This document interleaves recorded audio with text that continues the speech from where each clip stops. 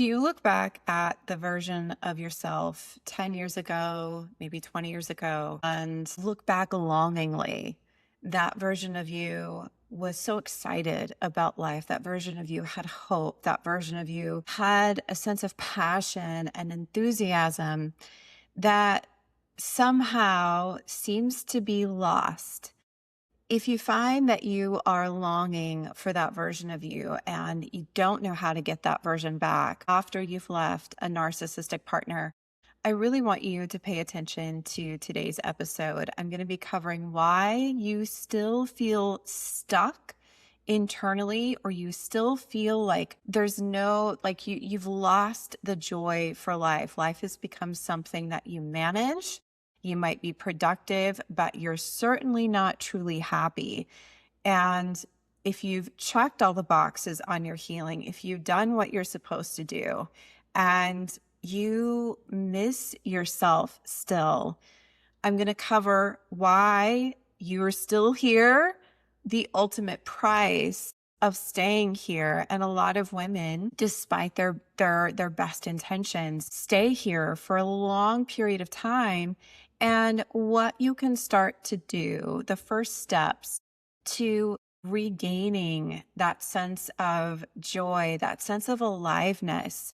A lot of women who leave narcissistic marriages or partners check the boxes, they do everything right, but they don't feel alive in their own lives. So let's talk about why that is.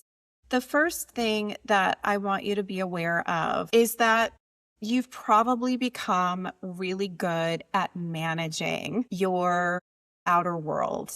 You had to become really efficient at managing your world in that relationship. I'm efficient. We kind of become control freaks when we learn that the person that we're in love with isn't safe. We start to close down our joy. We start to turn off parts of ourselves. We start to, not focus on our goals, or we shrink our goals. And so what happens is that the version of you that became efficient at getting through the day and managing that relationship and doing whatever you had to do to stay in that relationship. And when we are in dysfunctional relationships, it's not all bad. In fact, there are many pleasant moments in abusive situations.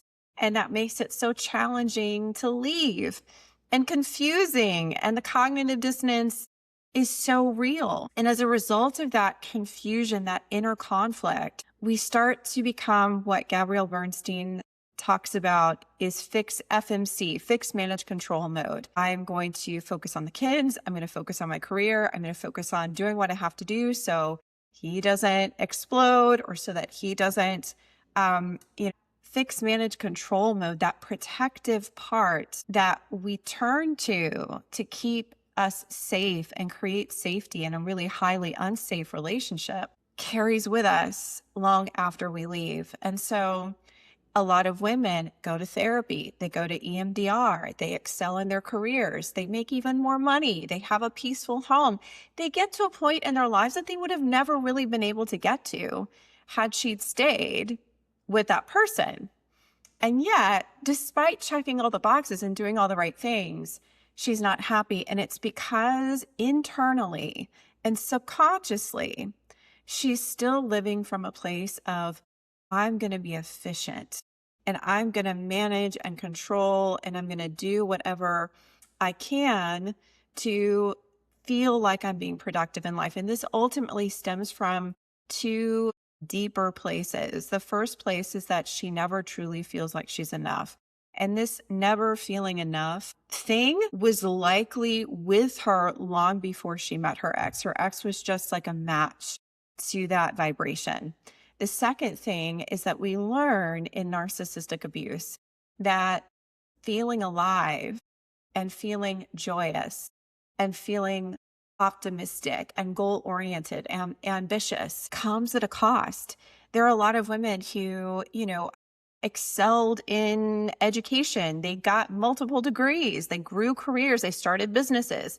And then they meet their ex and they feel like their ex is kind of like a less motivated person.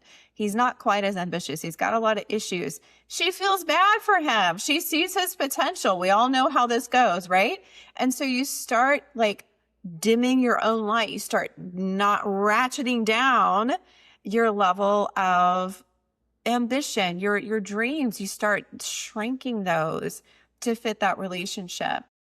So when we find that we're efficient, we're doing everything right, nothing necessarily feels wrong in your life. You're doing okay, but you're not happy. One of the core reasons that you're here is that you're still living in fix, manage, control mode. And you've learned that feeling alive comes at a cost, and you've learned how to shrink yourself. So the other thing that I want to mention is that when we're in dysfunctional relationships, we ultimately learn that joy doesn't last, that good times don't last. They're always followed by some chaotic crisis, shitstorm meltdown. And you can leave that type of a relationship and you still fear subconsciously, you still fear the other shoe dropping. I've spoken with a couple of former clients who are now in really healthy relationships, and what they say and their experiences are different, but there's a core theme that is similar in their experience, is that even though they're in healthy relationships now, and these partners they're with are emotionally safe, they listen to them, they see them, they can be vulnerable, they can broach conflict without fearing, an explosion, or without fearing it's all their fault. They still question, like, when it's only a matter of time. There's still a small part in the back of their mind that's wondering it's only a matter of time before the next shoe drops. So that fearing, that foreboding joy, Brene Brown calls it foreboding joy. Like, we want to feel happy. We want joy. We want to feel alive in our own life, but subconsciously we're afraid that if we do, something bad's going to happen. And so what a lot of women fall into after leaving a narcissistic partner is it's comfortable. It's comfortable staying where you are in efficiency and fix, manage, control mode. And life is okay, but it's certainly not great. And I'm certainly not happy.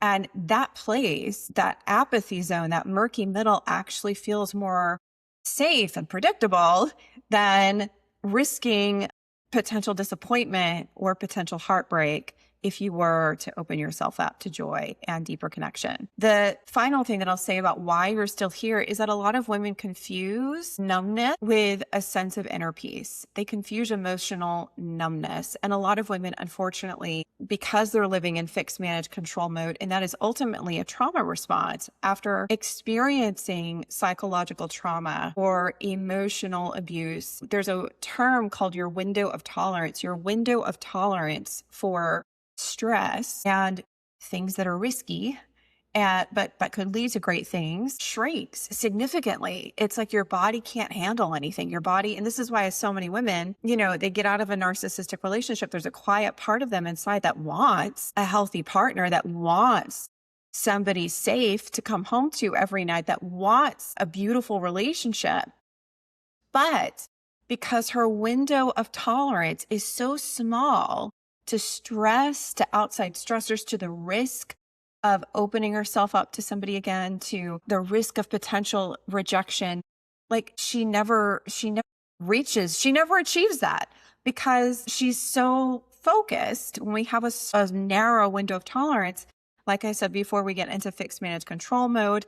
Our life starts to feel like just a numb situation. There's no room really for anything out of the ordinary to occur because we're so good at being the manager of our life, but not actually living it and feeling alive and being met by our own life. So the final thing is a lot of women confuse inner peace with emotional numbness. A lot of women after narcissistic abuse, they don't really feel happy. They don't necessarily feel angry or sad. They might feel these things from time to time when she's triggered. But for the most part, the pattern is she looks good. her career's going great. Everybody outside of her looking in is thinking, wow, she's doing really good. She's successful. She's got her shit together. But inside, she feels so alone. She feels so disconnected. She feels so numb. She feels so emotionally flat. And what happens is that that becomes your comfort zone. And women will confuse that feeling of emotional flatness with inner peace. So those are the reasons why you might still find yourself here, even if it's been years since you've left a narcissistic partner. What is the price of staying here?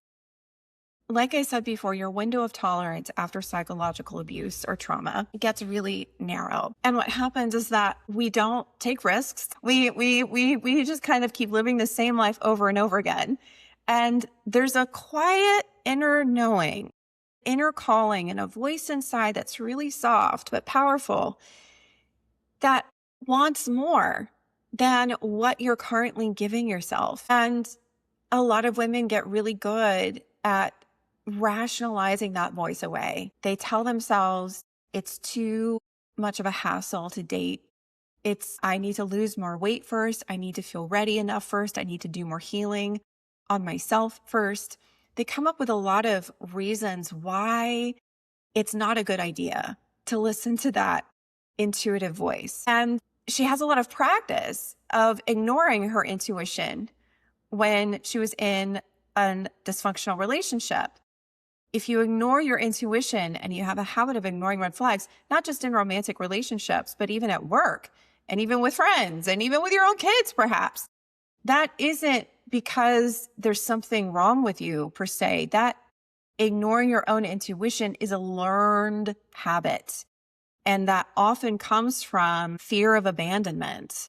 There's a part of you that wants to preserve connection by sidestepping your own inner knowing. And you probably learned that if this sounds familiar for you, you learned that through your childhood, definitely through a narcissistic marriage. And over time, it's like an addiction that becomes like your go-to default response. And it's hard to break. It's very possible to break. The process of breaking it, just like breaking an addiction, isn't comfortable. It's not easy, but the reward is far greater. And so the ultimate price of staying in this place of like, I'm okay, but I don't feel alive. And I think about that version of me 10 years ago, 20 years ago, when I was bright-eyed and bushy-tailed and I had so much hope for the future. And now like I've lived through some shit. I don't know how to get her back. When we don't listen to that inner voice and we don't follow those nudges and we don't allow ourselves to recondition and retrain our brain and our body that love is safe, we go so many years and it actually becomes harder to change because those neural networks in your brain and in your nervous system become more and more entrenched. And because if you have this is how you will know that you have a low window of tolerance to stress. You're probably waking up in anxiety and going to bed with a sense of anxiousness. You never feel like you have enough time during the day. You're constantly thinking ahead. This is like your nervous system is trapped in this sense of fight or flight. If you do date, you get easily frustrated. I once worked with somebody who couldn't get past like the second or third date without instantly getting like so frustrated and like just disgusted with the people she was dating, because if they didn't respond to her texts soon enough, what she determined was soon enough, if they didn't say the right thing, if they didn't set up the next date within a certain period of time, she just immediately got frustrated. And that's another sign of having a short window of tolerance. It's like there's no tolerance for uncertainty. There's no tolerance for the unknown. And the irony is, while that is keeping you safe, the irony is it's also keeping you very stuck. And when you don't give yourself the permission and the space and have the support in your corner to heal that psychological trauma and show up differently in relationships, what happens is that you get into a series of dating scenarios, career relationships where like it's the same pattern. Like you get frustrated easily, people disappoint you quickly, you feel resentful more and more frequently. And it just becomes more of a reason to not open yourself up to connection. And that isn't healing your old trauma. That's actually reinforcing it. And so the longer you go like this, the more references and the more evidence you accumulate that tells you love isn't safe. It's safer for me to stay guarded. And while that might be true to some extent, it's also, like I said before, keeping you very, very stuck. So life then becomes something that you feel like you're managing, but you're not living it. You're not truly experiencing it. When you do date, it's the same unavailable person again and again because your brain and your nervous system are still stuck in a fight or flight state, and an unavailable person matches that. They make you anxious. They make you frustrated. These are all emotions that you're used to feeling on a regular basis. Not feeling joy. And so what do we attract when we're stuck in these survival emotions? We attract more people that trigger our survival emotions because that's what we're used to. And so breaking yourself free from this cycle involves, first of all, recognizing that you can't go back. You can't go back 20 years ago or 10 years ago or even 5 years ago to get that version of yourself back. It starts with accepting what you've experienced, accepting the choices you've made. A lot of women, one of the big things that will keep a lot of women stuck longer than needed is they're still pointing to, my ex said this last week. My daughter did this last week. My coworker did this to me last week. They're still looking at other people as the source of their frustration. And yeah, there's some truth to that. If your ex is being an asshole, of course he's being an asshole, right? I'm not making that right. But the thing that we have to remember is that we have more power than we realize. And this is scientifically proven that it only takes one person in a relationship to shift the entire dynamic of that relationship. I'm not saying that you're going to suddenly, by shifting your dynamic and changing your behavior, that you're going to make an unavailable person suddenly available to you, or you're going to make a narcissistic person not narcissistic. I'm not saying that at all. What I'm saying is that you can make these relationships healthier, still having your own boundaries, so you can make these relationships more bearable, more enjoyable, even more neutral, especially if you have to still be in contact with a narcissistic ex for co-parenting. So you can't go back. You can't go back. This first step is accepting where you are and accepting responsibility that you are the common denominator in your dating choices. It's not other people. It is not other people. It is you and the stuff going on in your psychology and your subconscious programming and the way you think and you feel every day that is co-creating people that come into your life that bring up your shit. That's the biggest thing to remember. The second thing is that you need to incorporate some sense of somatic work, some sense of nervous system regulation. There are a lot of benefits of going to therapy and talking things out. Even in coaching, I have clients come in sometimes at the beginning of a session, they just need to vent for a minute. They went through a rough week. They just need to vent. There's some benefit to that. But logical awareness and insight does not change your behavior. What shifts this feeling of stuckness is learning to feel that you are safe right now, is learning to give your nervous system, your body, a taste of what aliveness feels like. Some women do this in an unhealthy way. They will drink every night. They will shop and spend beyond their means. They will date another emotionally unavailable guy because it gives them a feeling, but it's not in a healthy way. It's an unhealthy coping strategy. Do you get the difference? So the second thing is really retraining your body to accept greater doses of vulnerability and emotional intimacy and joy without hitting the self-destruct button, without hitting the eject button and self-sabotage. That's the biggest thing. And this is what a lot of even other coaches miss. This is what a lot of regular traditional cognitive behavioral therapists miss. There's benefit in venting. There's benefit in feeling heard, but it's only like a small snippet of the solution. It's not the entire solution. The entire solution is retraining your nervous system to feel the uncomfortable feelings you avoid every day, to feel safe in that, to feel at peace, to feel joy, even if your life isn't really the way that you want it right now. And then pairing that with risks, small risks that stretch your comfort zone every single week, getting vulnerable with people, getting out of your comfort zone, doing something differently every single week. And when you pair this inner work of nervous system regulation with outer homework of stretching your comfort zone that widens, it forces you to widen your window of tolerance and deal with uncomfortable feelings. And you come back and you regulate your nervous system. And you keep doing this over the course of a few months, 90 days, 6 months, a year, you are a completely different person. And the women that I've coached who have gone their entire lives and they've gotten into narcissistic relationships, a lot of these women grew up with a narcissistic parent. And then, of course, that's what they go to because that's what feels familiar.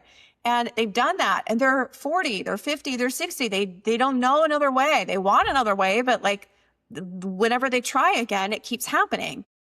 This is what has broken the mold. This is what has broken the cycle for them and created the capacity for them to have a healthy relationship without sabotaging it. So if you found this episode helpful, feel free to comment below and let me know what your aha moments were. And if you want more insight and the step-by-step process that I use with my clients to alleviate psychological trauma and help them attract healthy relationships while reclaiming that sense of aliveness that they feel like they've lost, I have a free 45-minute masterclass. You can go to bethany.dotson.com/masterclass for that. And then if you are serious about having an honest conversation on what it might look like for you to have a great relationship in your life, get honest about the things that are holding you back and to discover if we are a good fit to work together, you can go to bethany.dotson.com/talk. This call is for women who are successful in other areas of their life. They feel like everything is going great. I shouldn't say great. It's going okay, but it's not great. And she wants things to be better. She probably has been doing things on her own for a while, trying to date on her own, continuing to get into the same pattern despite all of the stuff that all the healing stuff. And there might be a part of you that's like, maybe your last kid went off to college. Maybe you just turned 55. Maybe you're going to be 60 next year. You realize like life is short. I don't want to keep doing this anymore. Like if there's just this internal switch that's been flipped and you're like, I know change will be uncomfortable, but I know staying where I am is going to be even more painful. Then that's an indicator that you are at what we call threshold and really ready to make some changes. And so if that sounds like you, you're welcome to book a free discovery call at bethany.dotson.com. Have a beautiful remainder of your week, and I will see you on the next episode. Take care.